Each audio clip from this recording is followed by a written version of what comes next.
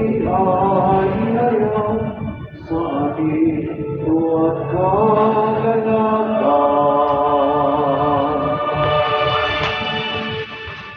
Magandang gabi po sa inyo lahat. Magandang gabi po. Palapakan po natin ang ating Panginoon.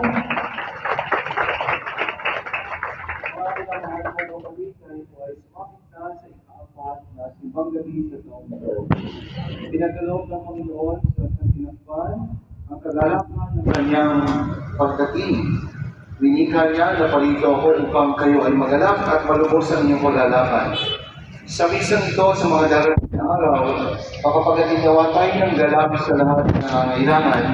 Madamanawa natin ang mainit na presensya ng Diyos sa gitna natin. Ipinagkakaloob ng Panginoon ang liwanag ng kagalakan sa kanyang bayan. Isang liwanag na di kayang supili ng dilim ng sakit at problema. Ngayon po ay sisinihan ang ikatong ng dila sa korona ng Adviento.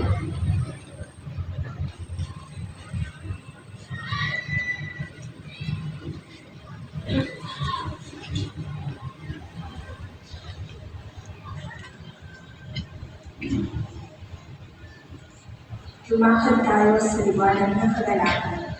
Mga minamahal kong kapatid, pasalamatan po natin ang Tolentino at Uganya families na nagsindi ng ikatong kandila sa korona ng Adviento. Palakpakan po natin sila.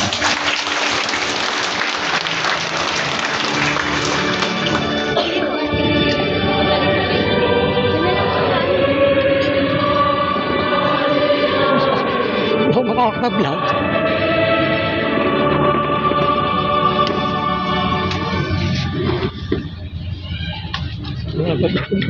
Mahirap. Simulan po natin ang ating banal na pagdiriwang.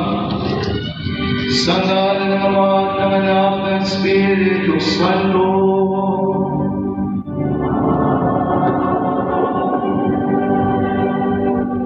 Sumainyo ang Panginoon.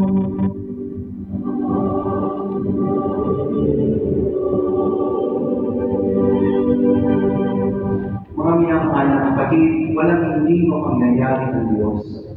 Ang Diyos ay kumikilos sa kanyang maiwang pamamaraan. At ang Diyos ay tutugon sa ating mga kahilingan sa panahon at ayon sa kanyang orasan.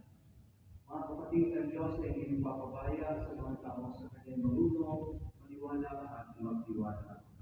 Sa ating Ebanghelyo, sa pila ng katandaan ng mga asawang Zacarias at Elizabeth, sila po ay pinagkalooban ng isang anak sa katanguhan ng sanggol o si Juan Bautista. Ang pangalan buwan na nangangulugan ng mapagpala ng Diyos. Mga kapatid, unay na po ng mapagpala ng Diyos. Sa mga pagkakataon na tila, hindi natin pinapasili at minsan pa nga pinapaniwala ang mga biyaya na ibinibigay ng Diyos sa atin. Humingi tayo ng kapatawaran at mababa mula sa ating mawang Diyos. Sinubok na pagpagaling sa mga nagsisisi, Panginoon, kaawaan mo. Dumating na napapaganyanya ang mga kasalanay magsisi, Kristo, kaawaan mo.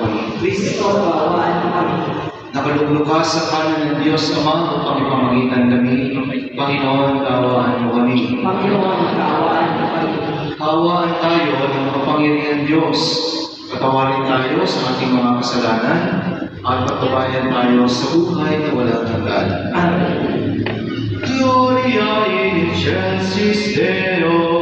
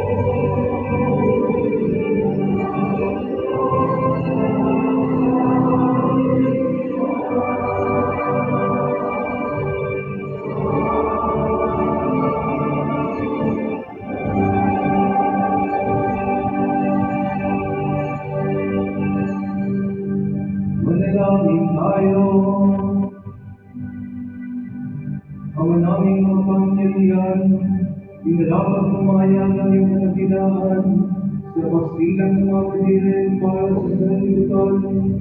Ang kabilang misteryo nito ng pagkagawang tao ng Ama ay ang pagbubulan namin lubos sa mananalig at ipag-iwang namin ang ngayon at ilang ng aming pag-ibig sa pamamagitan niya kasama ng Espiritu Santo mapasawalang hanggan.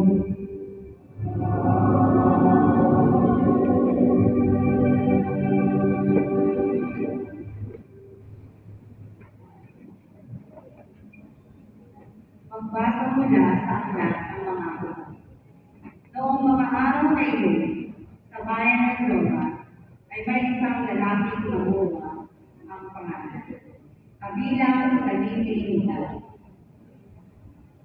ang asawa niya ay hindi magkaanak.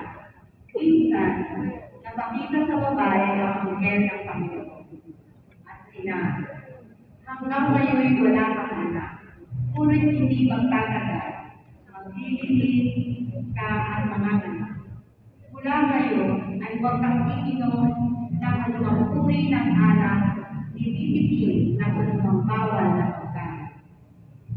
Kung maipanganak mo na siya, huwag mong puputungan ng buhok. Pagkat mula pa sa kanyang pagsilang, ay tatalaga na siya sa Diyos. Siya ang magsisimulang magligtas sa Israel mula sa mga Pilisteo. Ang babae lumapit sa kanyang asawa at kanyang sinabi, napakita sa atin ng isang propeta ng Diyos, parang anghel. Kinikilabutan ako. Hindi ko tinanong kung taga saan siya at hindi naman niya sinabi kung sino siya. Huwag daw akong iinom ng alak, tititigil ng anumang bawal na pagkain. Pagkat ang sangkot at isinilang ko, itatalaga sa Diyos. Dumating ang araw at pangalan ang asawa ni Jacob. Lalaki ang sanggol at pinangalanan nilang Samson. Lumaki ang bata na patuloy na pinagpapala ng Panginoon. Ang Espiritu ng Panginoon ay bumuo kay Samson. Ang salita ng Diyos.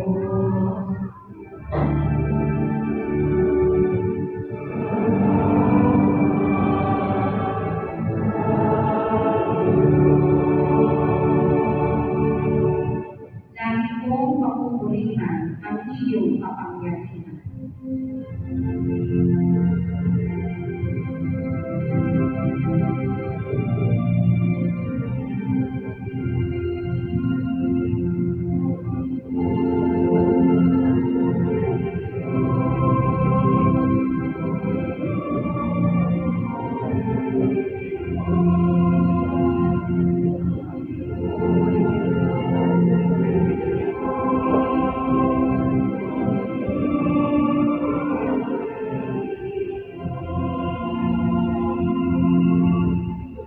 Ikaw nawa ang buhok ko at ligtas na katanungan.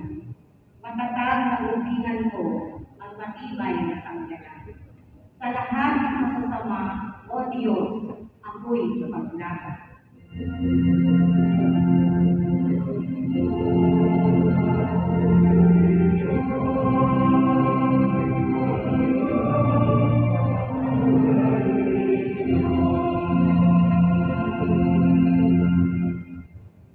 Panginoon, sa iyo ko inilatag ang pag-asa. Maliit pang bata ako, sa iyo'y may tiwala na. Sa simula ang tulaban, wala akong inaasahang mag-iingat sa sarili, kundi tanging ikaw lamang.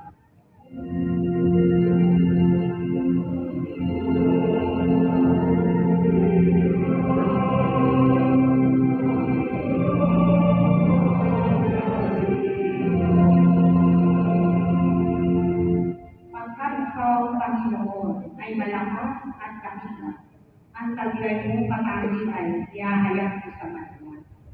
Sa punpa sa pagkabata, ako'y iyong tinuruan. hanggang ngayon sinasampi ang gawa mo pinangarap.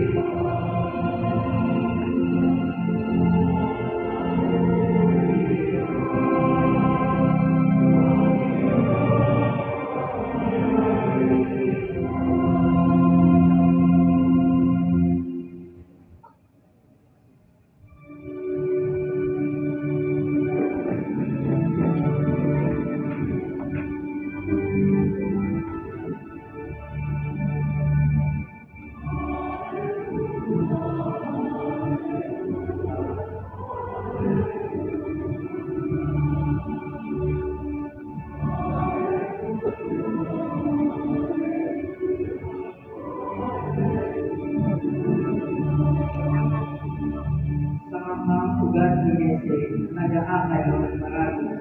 Halina, tubusin kami.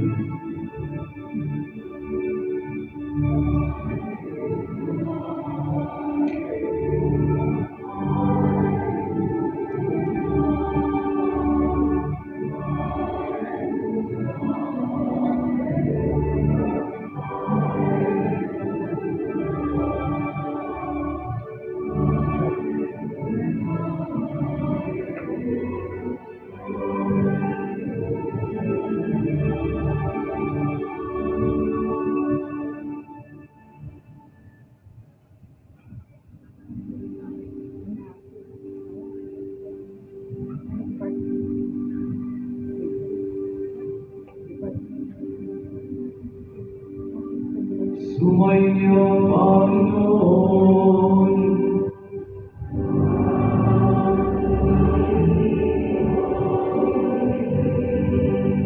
Ang maging balita ng Panginoon ayon kay San Lucas.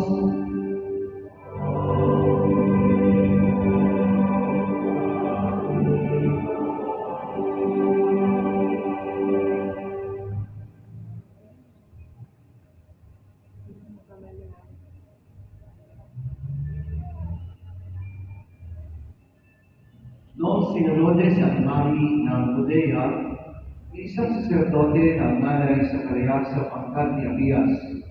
At mula rin sa lipi ni Aaron at kanyang asawang si Elizabeth. Kapwa sila nalulugod sa paningin ng Diyos, namumuhay ng ayon sa mga utos at tutuning mula sa Panginoon.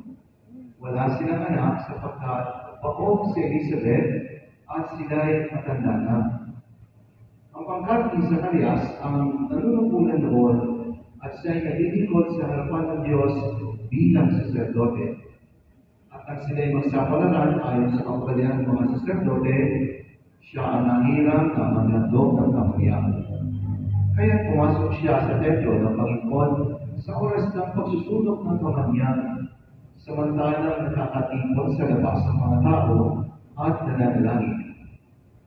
Walang ano-ano'y napakita sa kanya ang isang anghel ng Panginoon, nakatayo sa lawing kanan ng damang sunugan ng kamalian.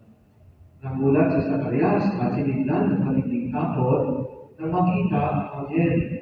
Ngunit sinabi nito sa kanya, "Huwag kang matakot, Zacarias. Dininig ng Diyos ang panalangin mo. Kayo ni Elizabeth ay magkakaanak ng isang lalaki, at Juan ang ipangangalan mo sa kanya. Ikaw ay matutuwa at magiging maligaya, at marami ang magagalak sa kanyang pagsilang, sapagkat siya magiging dakila sa paningin ng Panginoon. Hindi siya iinom ng alak o anumang inuming nakalalasing. Sa sinabubulan pa lamang ng kanyang ina, mapupustos na siya ng Espiritu Santo. Marami sa mga anak ng Israel ang malunubalingin niya sa kanyang Panginoong Diyos. Manguruna siya sa Panginoon, at dahil ang Espiritu at kapangyarihan ni Elias, upang pagkasunduin ang mga ama at ang mga anak, at panumbalikin sa daan na matuwid ang mga suwain. Sa gayon, ipaghahanda niya ang isang bayan ang Panginoon." Sinabi ni Zacarias sa anghel, "Paano ko po matitiyak na mangyayari ito? sapagkat ako'y napakatanda na at gayon din ang aking asawa. Sumagot ang Gabriel, ako si Gabriel na naglilingkod sa harapan ng Diyos. Sino ko ako upang ihatid sa iyo ang mabuting balitang sinabi ko sa iyo? At ngayon, mabibigyan ka at hindi makapagsasalita hanggang sa araw na maganap ang mga bagay na ito, sapagkat hindi ka naniwala sa mga sinabi ko na matutupad pagdating ng panahon. Samantala, naghihintay naman kay Zacarias sa mga tao at nagtaka sila kung bakit nagtagal siya nilayo sa loob ng templo. Paglabas niya, hindi na siya makapagsalita. Mga senyas na lamang ang ginagamit niya. Kaya natagpo nila na nakakita siya ng pangitain at siya'y nanatiling pipi. Nang matapos ang panahon ng kanyang paglilingkod, ay huli na siya. Hindi nga nagtagal at nakihi si Elizabeth at hindi ito umalis ng bahay sa loob ng 5 buwan. Ngayon, hinilingap ako ng Panginoon, wika ni Elizabeth. Ginawa niya ito upang alisin ang aking kalustaan sa harapan ng mga tao. Ang mabuting balita ng Panginoon.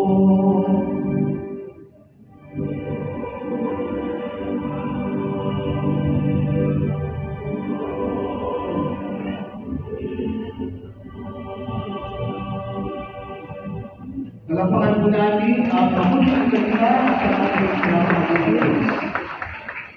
Hindi po, magandang gabi sa inyo lahat. Magandang gabi po. Mahigit 2,000 taon na nakaraan. May mag-asawang matanda na, ang sabi nga ay napakatanda na. Sa kabila ng kanilang katandaan, kung pa ang babae, sila'y pinagkalooban pa rin ng lalaki. Yan po ang kwento ng mag-asawang Zacarias at Elizabeth na nilalarawan sa Ebanghelyo. Sabi nga po ni Zacarias, paano po mangyayari ito? Paano po matitiyak na mangyayari yun? Gayong ako'y napakatanda na at gayon din po ang aking asawa. Ano ba ang age ng pagiging matanda? Si Father Johnny po, 32 years old. Bata o matanda? Bata pa, no? Bata pa, 32 eh. Si Father Neil, 55 years old. Bata, matanda na. Tumatanda na. No, 5 taon na lang, si Josie Vicente Bobo, may 20% discount na sa pagpili ng lubot. Pwede naman ng libre sa silihan, di ba? 5 taon na lang po ang aming hintayin. At ako po ay senior citizen na rin. Katulad po ng marami sa inyo. No? Pag ikaw ay mabot na ng 60 years old, pwede nang sabihin, matanda. No? Retirable. May discount na. Marami nang sakit na nararamdaman sa katawan. Tumatanda. Eh, ano naman ang age na napakatanda na? Napakatanda na. Tita ito. Ilan taon na lang? 83. Matanda o napakatanda na? Tumatanda na at tatanda pa. Okay, di ba? So, kapag 80 years old ka na, pwede sabihin na, matanda na, matanda na ng matanda. Pag sinabi na napakatanda, sabihin natin na 90 years old, napakatanda na niya. Bonus na yan. 85 years old, sa babae, yan, napakatanda na rin. Kaya din po sinasabi sa Ebanghelyo, napakatanda. Beyond childbearing age na po si Elizabeth. Nasabi ni Father, ito ang mabuting balita ng Panginoon. Para po sa mag-asawang matanda, yung pong balita na sinabi ng Anghel Gabriel, matuwa ka, dininig ng Diyos ang prayers mo. Magkakaroon kayo ng anak. Para sa isang matanda lalaki na 90 years old, pagpalagay na si Lola Elizabeth ay 85 years old. Yung pong balitang pagbubutis ay magandang balita. Kayo po, kung kayo po 85 years old na, at sinabi sa iyo, pagbubutis ka, magandang balita kayo. Akala too good to be a good news, di ba? Too good to be true. Ano pa ang nangyayari na naman? Pagkubundis pa lang, yun na yun ka na. Sa edad ng 85, kung mga ka, first time mga anak, makakairik ka pa kaya ito. So, di ba? Mahirap, pati kumadro na, mahihirapan sa iyo. Pati yung doktor magpapaanak, mahihirapan. At sigurado, kapag may nakabalita, naku, pag periods na nagkano, mga marites ng bayan. Aba, si Lola Sabel, nabundis pa, 85, may asim pa pala. Nakasabi, maasim na. Naganak pa.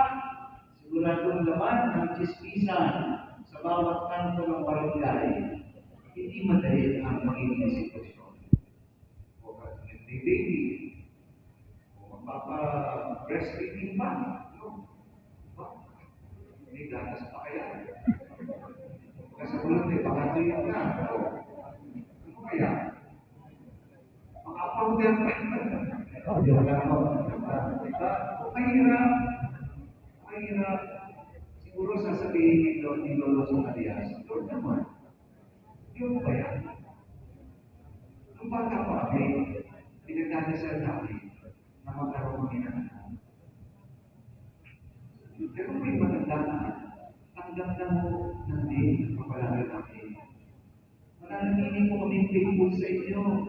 Magdadasal pa rin kami, tanggap na namin, may pinakli magkakaanak. Masaya na po kami lang magkasama sa mga pagtanda namin, basta kasama namin kayo. Pero yung pagkakalokal po ng anak, parang hindi naman yata ang pagkikaliwala.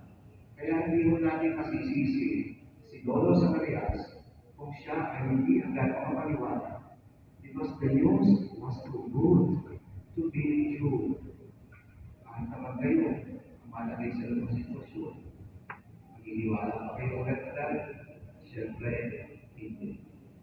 Pero alam mo sa akin ang angel, dininig ng Diyos ang iyong panalangin.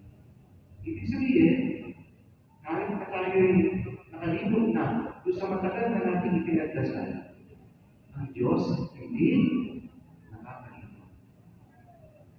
Kaya magugulat na lang minsan, yung mga blessings na dumadating sa buhay mo, akala mo hindi hihingi, only to realize, yung pala, bata ka pa lang, pinagdadasal mo na.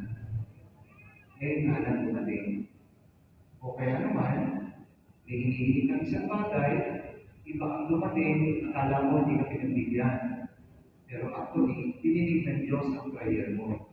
Iba nga lang ang ibinigay sapagkat alam niya kung ano ang iyong kailangan. At ang Diyos, tumutugon sa ating mga panalangin, hindi sa panahon natin, hindi sa paraan ng tao, kundi sa paraan na naayon sa kanyang kalooban. At sa panahon na naayon sa kanyang korasan. That is why, my dear friends, God works in mysterious ways. And truly, He is a God of surprises. Our God is a God of surprises. Kaya ito pong maging pagkukutis ni Mama Mary, malaking surpresa po yan. Hindi pa naman siya nasisipingan ng sino mang lalaki. Nandiyan ang tao, nalang ng Spirit Santo, surpresa. Si Lola Sabel, hindi na ako humihingi ng anak. Matagal na rin nagdadasal, nakalimutan na. Pero sa panahon ng katandaan, saka pa narinig yung prayer. Saka pa sinugon yung kanilang pagkikinan. Kaya nagulat din sa kanila, hindi makapaniwala, surpresa. At kung hindi maniwala, hindi ka kaya, anong sabi ng Amerika, hindi na naniwala, mapipili ka, mapipili ka.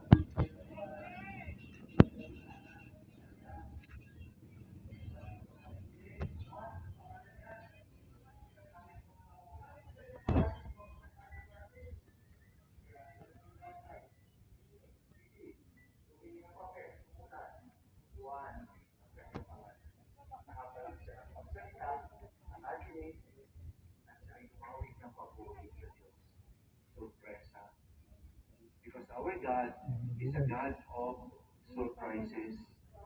At ano po ang kahulugan ng pangalang Juan? Mapagpala ang Diyos. At yan po ay talagang literal po napatunayan dito po sa pinagpalang bayan ng Tira. Ang dami pong mga sorpresa ng regalo na ibigay ng Diyos sa bayan ito. Di ba?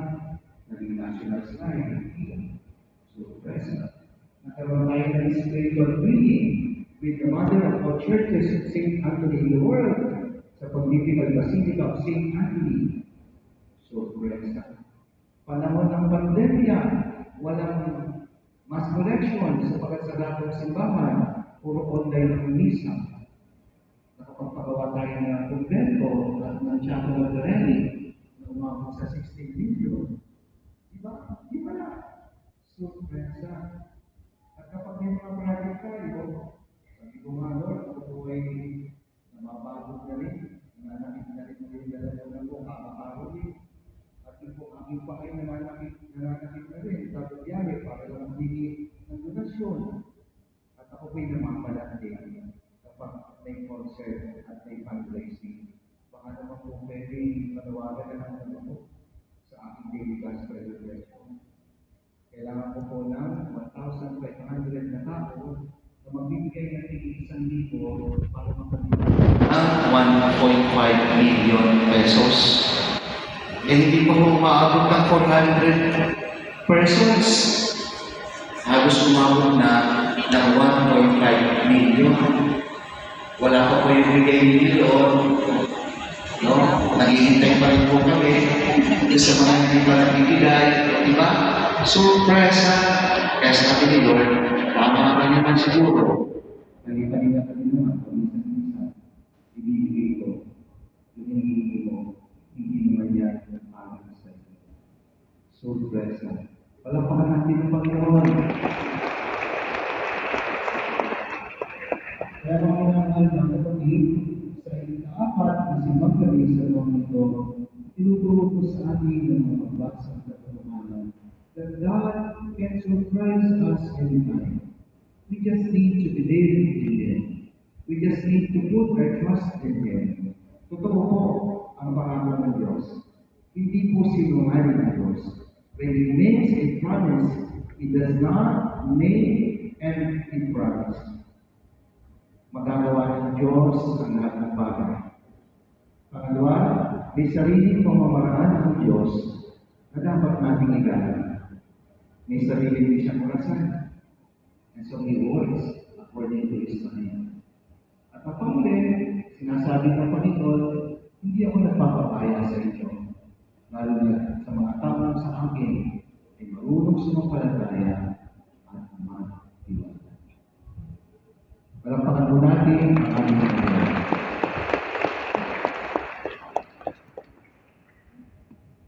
Panalangin ng bayan.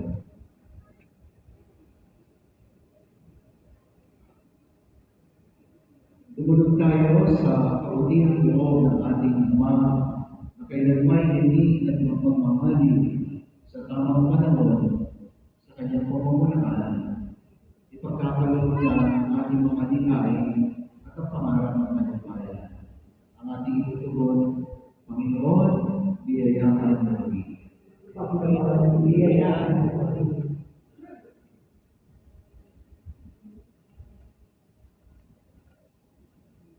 Patuloy na huwag maging matatag ang mga namumuno sa ating simbahan na manindigan sa katotohanan at pagtatanggol ng karapatang pangako. Manalangin tayo. Panginoon, biyayaan mo kami. Nagbulikat nawa ang mga namamahala sa ating pamayanan tungo sa ikauunlad at ikabubuti ng bawat pamilya.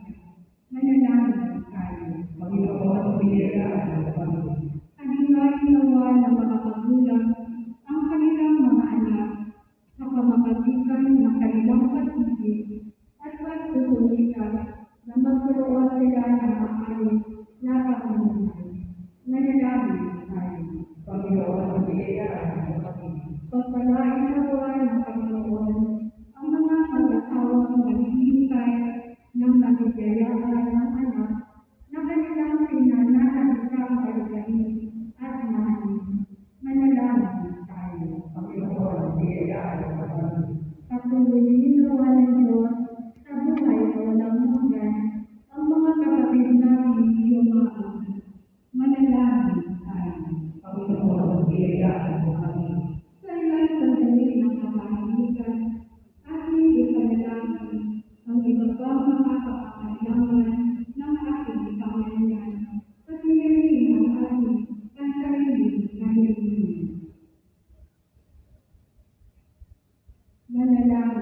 namin. Panginoon, biyayaan mo kami.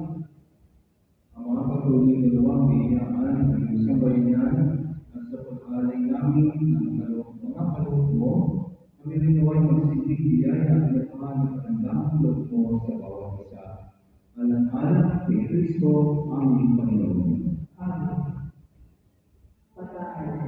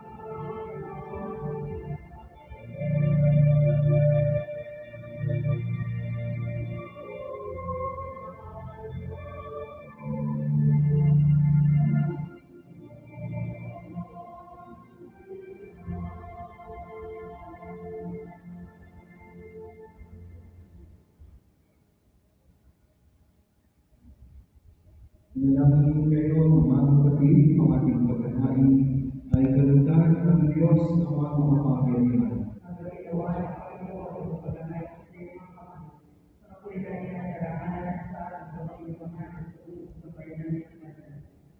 Pamanawin niligado kayo po at umalis sa lumbada.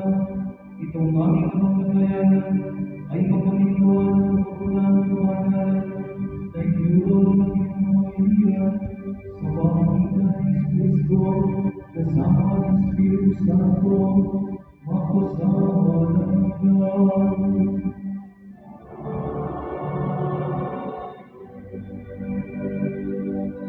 Sumayin ang Panginoon.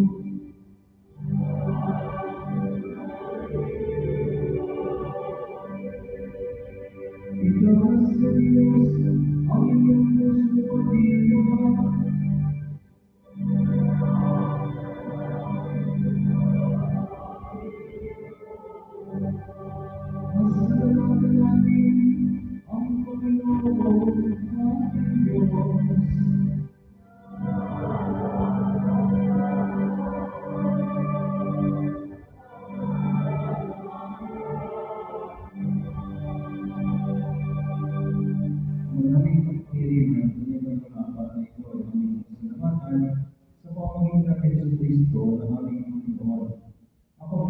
mo sa kanya ay pinangyayari ng lahat ng mga propeta.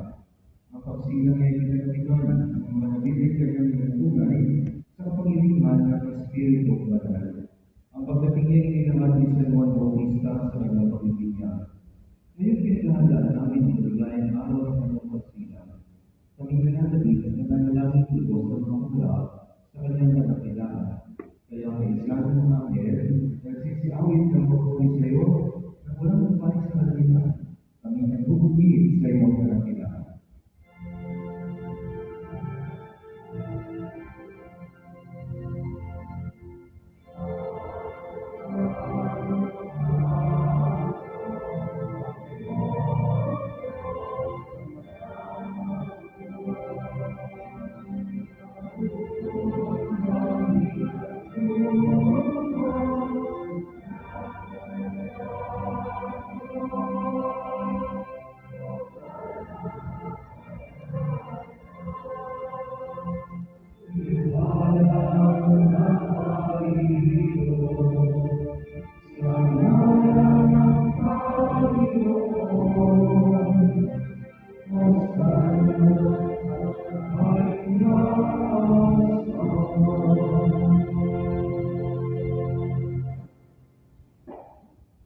Ang unang banal ikaw ang tumal ng kanamamanalan, kaya sa pamamagitan ng iyong Espiritu, gawin mong banal ang mga kaloob nito upang para sa amin ay maging katawan ng dugo ng aming Panginoong Jesucristo. Bago niya pinigil sa pusang loob ng aming mundo, ginawa niya ang tinapay. Pinasalamatan kanya, pinagkakihati niya yun, iniabot sa mga alagad at sinabi, "Tanggapin niyong ganito at langit, ito ang aking katawan na ihahandog para sa iyo."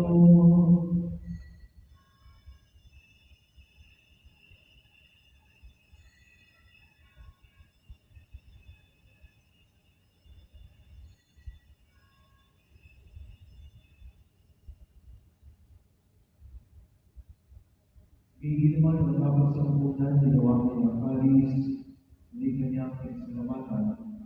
Iyabot niya ang alis sa kanyang mga alagad na sinabi, "Tanggapin niyo na ito ating hiling.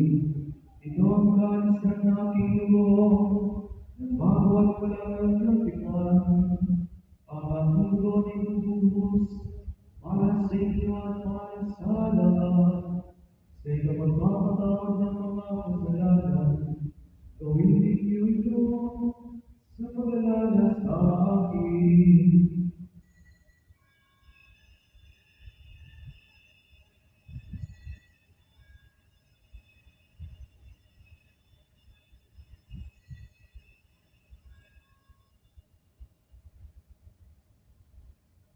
Ang misteryo ng pananampalataya.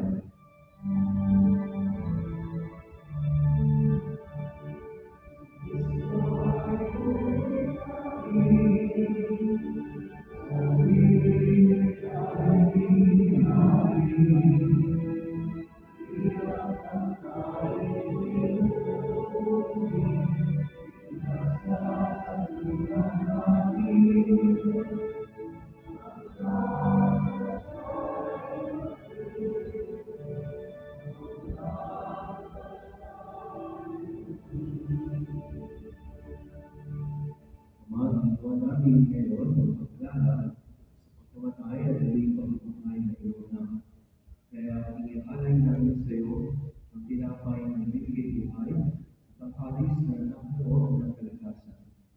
Kami nagpapasalamat dahil kami iyong nalapat na tumayo sa harap mo para maglilingkod sa iyo. Sinasama namin kami magsasalusalo sa katawan at dugo ng Kristo, imapuklod sa pagkakalisa sa pamamagitan ng Espiritu Santo. Ama, natin mo ang iyong simbahang galala sa buong daigdig. Puspusin mo kami sa pag-ibig. Kaysa ni Francisco na aming Papa, ni Marcelino Antonio na aming obispo at bandahan ng Panginoon. Ama, pagpalain mo po ang lahat ng natitipon ngayon sa misa ito sa ika-4 na simbagabi. Hindi ko mo nangiligan, karagdag mo po ang ahali nilang kasasarapan. Lalakarin ko rin ang mga kapatid namin ng Munday, na may pag-asa sila muling mabubuhay na hindi ng lahat ng mga kapatid. Kasama po ng mga imam naming mahal sa buhay, na sa misang ito ay amin din pong ipinag-arasal. Kaawaan mo sila at patuloyin sa iyong kaliwanagan. Kaawaan mo at pagindapatin kaming lahat na makasalo sa iyong buhay na walang wakas. Kaysa ng mga nabirhing Maria na ina ng Diyos. Ang kanyang pagiyang ng puso si San Jose. Kaysa ng mga apostol, San Antonio ng Padua at ang lahat ng mga banal na namuhay dito sa daigdig ng kalulugod sa iyo, ipagdiwang nawa namin ng pagpupuri sa ikararangan mo sa pamamagitan ng iyong anak na aming Panginoong Jesucristo. Sa pamamagitan ni Kristo, kasama niya at sa Kanya, ang lahat ng parangal at papuri ay sa iyo, Diyos sa mga kapangyarihan, kasama ng Espiritu Santo, magpasawalang hanggan.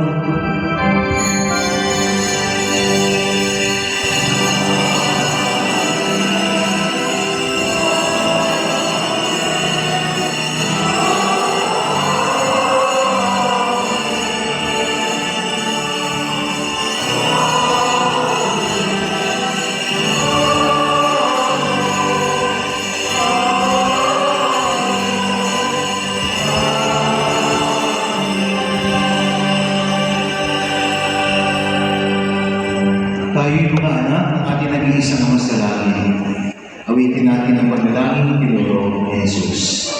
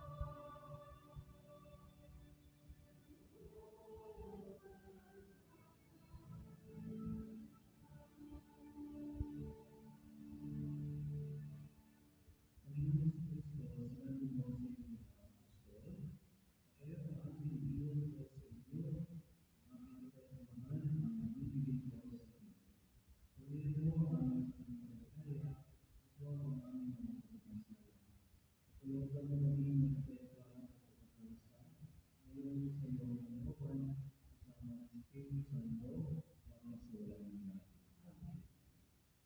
Ang kapayapaan ng Panginoon ay laging sumainyo. Magbigayan kayo ng kapayapaan sa isa't isa. With you, dito,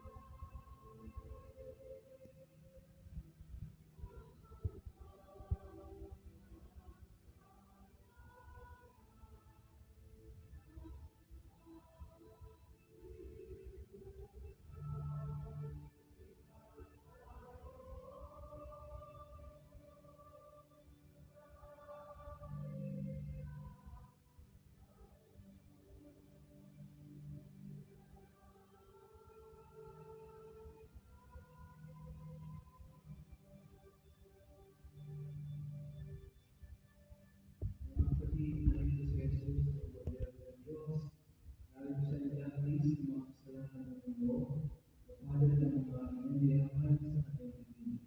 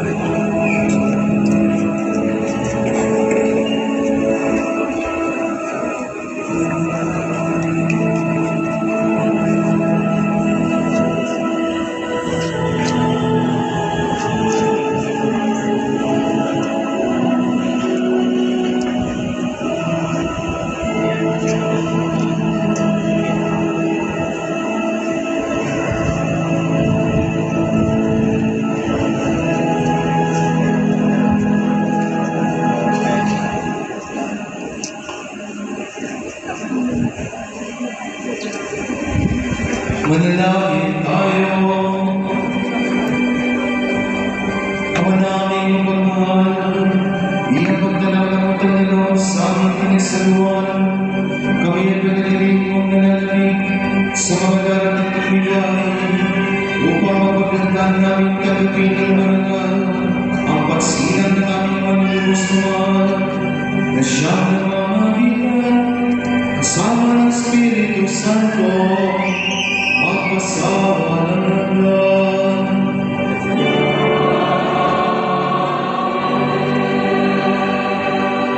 Mabubuong lahat ng sa inyong mga kapatid. Una po, masasalamat sa inyong lahat na nag-isa sa pag-aalay ng misa ngayon po yung kaapat na simbang gabi sa taong ito. Palakpakan niyo po ang mga sarili. Sa Sa pamilya ko na nagsili ng kandila sa mga miyembro, ang Tolentino at Unalia families, maraming salamat. Alapahan mo natin sila. Sa lahat po ng mga lahat ko, nanigundal ko, na nandito sa aking misa, wala din po sa aking mga kabataan, mga nakatatandang lingkod-lay ko ng parokya. Salamat po sa inyong pagdalo at paglilingkod sa pagdiliwang. Sa mga tumutulong po sa pangailangan ng pambansang Labanan sa Antonio ng Padua, sa mga paspalat ni San Antonio ng Padua, sa 1,000 Club of St. Anthony na patuloy pa rin po nagbibigay ng mga miyembro kahit hindi po nananawagan at pag-uusap po sila magbigay. Salamat po sa patuloy niyong pagsuporta sa amin. Sa mga pinagkakalob niyo po, the donation sa mass offerings and collections, sa ating mga fundraising drive for Blessed Be and Blessing Christmas Giving Project. Maraming salamat po. Dumating na po yung